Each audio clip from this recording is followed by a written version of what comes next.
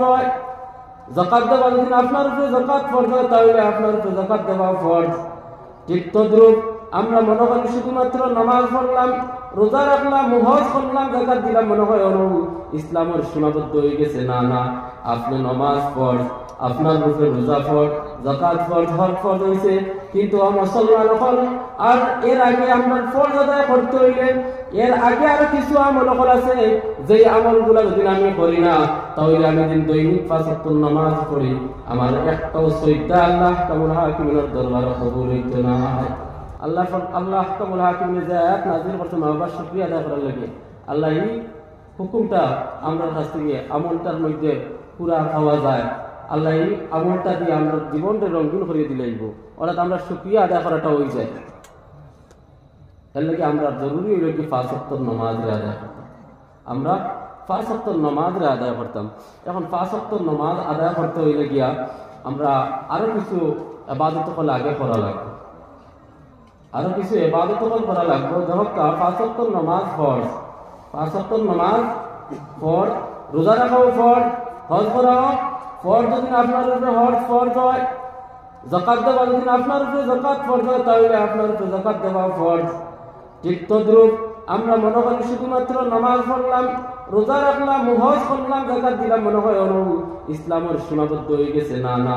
আপনি নামাজ পড়, আপনার উপরে রোজা ফরজ, যাকাত ফরজ, হজ ফরজ হয়েছে, কিন্তু মুসলমান হল। আর এর আগে আমরা ফরজ আদায় করতে হইলে এর আগে আরো কিছু আমল আছে, যে আমলগুলো যদি আমি করি না তাহলে আমি দিন দৈনিক 5 ওয়াক্ত নামাজ পড়ি, আমার একটাও সজদা আল্লাহ কামুল হাকিমের দরবারে কবুল হইতো না। এর মধ্যে সর্বপ্রথম হইল গিয়া প্রত্যেক মুসলমান হলে এটা বুঝতে লাগবে যে আমার হালাল এবং হারাম, আমার রিজিক, আমার উপার্জন হালাল না হারাম, এটা আমার যাচাই বাছাই করা লাগবে। যদি বান্দায় 5 ওয়াক্ত নামাজ পড়ার আগে, রোজা রাখার আগে, হজ আদায় করার আগে, যাকাত দিবার আগে তার মালটা যদি পরিষ্কার করে না, তার মালের মধ্যে বেজাল আছে না নাই যদি যাচাই বাছাই করে না, আর হালাল এবং হারাম যদি মিশ্রিতভাবে যদি খাওয়া খায়, তাহলে আল্লাহ কামুল হাকিমের যত ইবাদত করি না কেন আমরা একটাও ইবাদত আল্লাহর দরবারে কবুল হইতো না। এলাকি জরুরি হইল কি আমরা আপনার, আমি যখন নামাজ পড়তাম, আমি যেহেতু নামাজ না পড়লে তো হইতো না, আমি তো মুসলমান নাই, আমি তো মুসলমান, আমি মুসলমান হিসাবে আমার নামাজ লাগবো। আমি নামাজ যদি পড়ি না আমি তো জান্নাতে যেতে পারতাম না, আমি তো জান্নাতে যেতে হইলে তো আমার নামাজ লাগবো। আল্লাহর হাবিব আহমদে মুজতবা মুহাম্মদ আরবি সাল্লাল্লাহু আলাইহি ওয়াসাল্লাম ফরমান,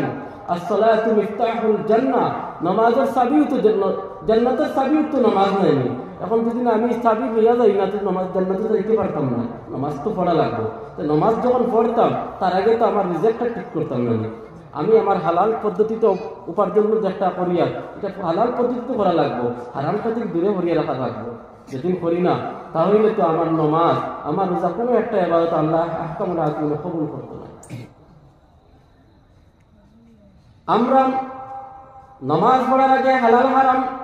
এই বস্তুগুলারে আমরা পরিচয় করা লাগবো। বিশেষ করিয়া সুদ, ঘুষ, জুয়া, মদ, গাঁজা, আর কিটা এখন বর্তমান সমাজের মধ্যে সবচেয়ে বড় একটা ফিতনা আইছে ড্রাগস। আমরা এহতিয়াতন থাকতে লাগবো, মুসলমান প্রত্যেক ঐক্যবদ্ধ হইয়া প্রতিবাদ করা লাগবো। আমার গ্রামের মধ্যে যদি দেখা যায় কোনো মজুরি, কোনো গাঞ্জড়ি, কোনো সুদকুর, ঘুষকুর, কোনো ড্রাগ সরকার বাড়ি, তার বিরুদ্ধে আমরা প্রতিবাদ করতে লাগবো। অমুসলমান যদি আপনি আর আমি যদি তার বিরুদ্ধে খাড়া হই না, মনে করি যে আমার লাগাবাড়ি তার বাপর হে দনকার, তার হকার হে, তার উপার্জন করিয়া খার, আমার পিতা এসে গেছে, একদিন খেয়াল রাখবা আপনার ঘরের মধ্যে একদিন ই আমলটা আইতে সময় লাগতো না। মুকাশিফাতুল কুলুব কিতাবের মধ্যে ইমাম গাজ্জালি রাহমাতুল্লাহ আলাইহি ফরমান, বনি ইসরাইলের মধ্যে একটা গোত্র আসলো যারা আল্লাহ কামুল হাকিমের আসমান থেকে আযাব নাযিল করছেন, আর এরারে ধ্বংস করে দেওয়া হয়ে গেছে। যখন রাসূল আকরাম সাল্লাল্লাহু আলাইহি ওয়াসাল্লামে সাহাবায়ে কেরামের সম্মুখে এই ঘটনাটা বর্ণনা করেন, সাহাবায়ে কেরাম ফরমান, ইয়া রাসূলুল্লাহ, ইয়া হাবিবাল্লাহ, তারা কিতা বেঈমান হল আসলানি, ঈমানদার আসলানি এরা। আল্লাহর হাবিব সাল্লাল্লাহু আলাইহি ওয়াসাল্লামে ফরমায় না না এরা ঈমানদার ও আসলা এরা বেঈমান না এরা আল্লাহর উপর বিশ্বাস করত এরা নবীর উপর ঈমান আনছে বলে তে খেলে এরা রূপে আযাব নাযিল করা হইল কারণ আল্লাহর হাবিব সাল্লাল্লাহু আলাইহি ওয়াসাল্লামে ফরমায় সাহাবায়ে কেরামগণে ও আমার সাহাবায়ে কেরামগণ তার মধ্যে একটা মাত্র দুই শ্বাস লোক যে সব সময় তারা নিজেদের বালা কাজের মধ্যে উৎসাহিত করত নিজে নিজে বালা চলত নিজে বালা আমল করত অন্যের বালা কামর আদেশ দিত না অন্যের বাদ খাম থেকে নিষেধ করতো না যার কারণে আল্লাহ আহকামুল হাকিমিনে তার মধ্যে উলুল আমরি অর্থাৎ আমরু বিল মারুফ ওয়ান নাহি আনিল মুনকার এই দুইটা আদেশ অর্থাৎ বালা কামর আদেশ আর বুরাই কাম থেকে মানুষের নিষেধ করার যে আদত যেটা একটা মুমিনের আদত হইল কি এই আদতটা আসলো না যার কারণে আল্লাহ আহকামুল হাকিমিনে তো নারাজ হইছেন এই গোত্রের উপরে আল্লাহ রাব্বুল আলামিন আসমান থেকে আযাব নাযিল করে এর ধ্বংস করে দিয়েছে ফকরা নাউযু বিল্লাহি মিন যালিক তো আমরা মনে করি বলে আমি আমার বাসিয়া আমি আমার খাইয়া আমি আহকামুল হাকিমিনের শুকরিয়া আদায় করব বলে ওয়ালিদাই আর লগে তোমার মা বাবার শুকরিয়া আদায় করব এই জমিনের মধ্যে আমরা ইনসান আমরা মানুষ এই জমিনের মধ্যে আল্লাহ আহকামুল হাকিমিনের কমপক্ষে 18,000 মখলুকাত সৃষ্টি করছেন আর এই 18,000 মখলুকাতের মধ্যে থেকে শ্রেষ্ঠ সবচেয়ে বুজুর্গওয়ালা দামি সবচেয়ে বালা সম্মানিত যেই মখলুকে আল্লাহ রাব্বুল আলামিন সৃষ্টি করছেন কোরআন আল কারীমের মধ্যে আল্লাহ রাব্বুল আলামিন ফরমায় ওয়ালাকাদ কাররামনা বনি আদম এরা হইল গিয়া বনি আদম আদমের সন্তান আল্লাহ রাব্বুল আলামিন ফরমায় আমি বনি আদমের অর্থাৎ আদমের সন্তান যারা আছেন মানুষ যারা আছেন মানব জাতির এই জমিনের মধ্যে সবচেয়ে বুজুর্গি দান করছি সবচেয়ে সম্মানীয় বানাইয়া এই জমিনের মধ্যে পাঠাইছি এর লাগি 18,000 মখলুকাতের মধ্যে দেখিয়া যত মখলুক আছেন সব মখলুকের মধ্যে আকল নাই ইনসানের মধ্যে আকল আছে আমরা যারা মানুষ আমরা মধ্যে আকল আল্লাহ দিয়েছে আর যত মখলুকাত আছেন কোন মখলুকাতের মধ্যে আকল নাই আকল একমাত্র ইনসান জাতির দিয়েছেন কারণ কিতা বলে হে বালা এবং বুড়া দুইটা জিনিসের পরিচয় করতে পারত এরা নাম ইনসান বালা এবং বুড়া এই দুইটা জিনিসকে যারা পরিচয় করব এরা ইনসান পরিচয় করার লাগি আল্লাহ আহকামুল হাকিমিনে ইনসান জাতির আকল দিছ আমরা আল্লাহ আকল দিয়ে বানাইছি আর আমরা এই জমিনের মধ্যে সবচেয়ে শ্রেষ্ঠ বানাইছি সবচেয়ে সম্মানীয় বানাইছি আর আমরা মুসলমান হিসাবে ইনো আমরা যারা উপস্থিত হয়েছি আমরা যারা মুসলমান হল আছি হুজুর পাক সাল্লাল্লাহু আলাইহি ওয়াসাল্লামের উম্মত আমরা যারা আছি আল্লাহ রাব্বুল আলামিন ইনসান হাইসিয়তে মানুষ হিসাবে আমরা যে সম্মান দিছেন এই সম্মান দেওয়ার পরে আল্লাহ রাব্বুল আলামিন আবার ফরমায় কুনতুম খায়রা উম্মতি তোমরা এই জমিনের মধ্যে শ্রেষ্ঠ উম্মত হল সুবহানাল্লাহ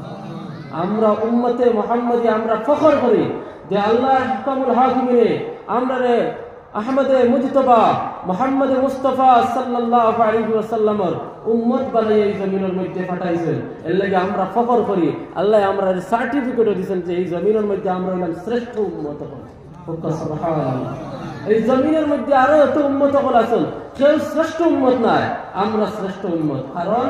আমরা নবী শ্রেষ্ঠ নবী এর লাগি আমরা এমন এক নবীর উম্মত যে নবী শ্রেষ্ঠ নবী যার কারণে এই নবীর উম্মত হলো শ্রেষ্ঠ উম্মত আমরা এর লাগি শ্রেষ্ঠ উম্মত হলেছি এই জমিনের মধ্যে আমরা এই যে সব কিছু এত সম্মানী আমরা বানাইলা আমরা সম্মানিত মখলুক বানাইলা সম্মানীয় নবীর উম্মতের শ্রেষ্ঠ উম্মতের উপাধি দিয়ে আমরা জমিনে পাঠাইলা আমরা কি এই আল্লাহ আহকামুল হাকিমের শুকরিয়া আদায় করার দরকার আছে না না আছে না নি তাহলে আল্লাহর শুকরিয়া আদায় কিলা করতাম আল্লাহ তো কোরআন আল কারীমের মধ্যে ফরমায় লা ইন শাকারতুম লা আযীদান্নাকুম বান্দা তোমরা যখন আমার শুকরিয়া আদায় করবা আমি তোমরা শুকরিয়া আদায় করার কারণে তোমরা নিয়ামত আরো বাড়াইয়া দেব সুবহানাল্লাহ আমরা যদি নিয়ামত খাইয়া উপভোগ করিয়া খাইয়া যদি শুকরিয়া আদায় করি আল্লাহ আমরা নিয়ামত আরো বাড়াইয়া দিব বেশ করিয়ে দিব আমরা গুরবতী জিন্দগিতে আল্লাহ আমরা নাজাত দিব এর লাগিয়া শুকরিয়া আদায় করতাম। আবার আল্লাহ রাব্বুল আলামিনে ফরমান আনিশকুরলি ওয়া লিওয়ালিদাইকি, বান্দা তোমরা আমি আল্লাহর শুকরিয়া আদায় করো আর লগে তোমরা মা বাবার শুকরিয়া আদায় করো। আল্লাহ ফরমান আমি আল্লাহর শুকরিয়া আদায় করো, কিরা আদায় করতাম আল্লাহ। ও আয়াতের তাফসীরে তাবরীর মধ্যে হাফিজ তাবরী রাহমাতুল্লাহি তাআলা আলাইহি ও আয়াতের তাফসীর করতে ফরমান বান্দায় তার মাবুদ তার আহকামুল হাকিমের শুকরিয়া আদায় করার সবচেয়ে সহজ রাস্তা হইল গিয়া যখন বান্দায় দিনের মধ্যে এবং রাত্রে মিলাইয়া 5 ওয়াক্তের নামাজে দায়িত্বভাবে আদায় করে লইব, এই বান্দায় তার মাবুদ তার আল্লাহ আহকামুল হাকিমের শুকরিয়া আদায় করে লইছে। সুবহানাল্লাহ। তাহলে বুঝা গেল আমরা আল্লাহর শুকরিয়া আদায় করতাম, আল্লাহ আমরা রাস্তা দেখাইয়া দিচ্ছেন নাকি। আর আমরা সালফে সালেহিন মুফাসসিরিনে কেরাম হলো আমরা সহজ করে দিলাইছেন, কিলা আল্লাহ শুকরিয়া আদায় করতাম যে আল্লাহ আহকামুল হাকিমিনে আমরা 5 ওয়াক্তের নামাজ ফরজ করছেন। 5 ওয়াক্তের নামাজ যদি আমরা দায়িত্বভাবে আদায় করিলাই তে আল্লাহর শুকরিয়া আদায় হয়ে যায়। সুবহানাল্লাহ। তাফসীরে তাবরীর মধ্যে ইমাম তাবরী রাহমাতুল্লাহ আলাইহি ফরমায় ওয়ালিওয়ালিদাইক, মা বাবার শুকরিয়া কিলা আদায় করতে বান্দা বলে যদি ও বান্দা যদি 5 ওয়াক্তের নামাজ দায়িত্বভাবে আদায় করে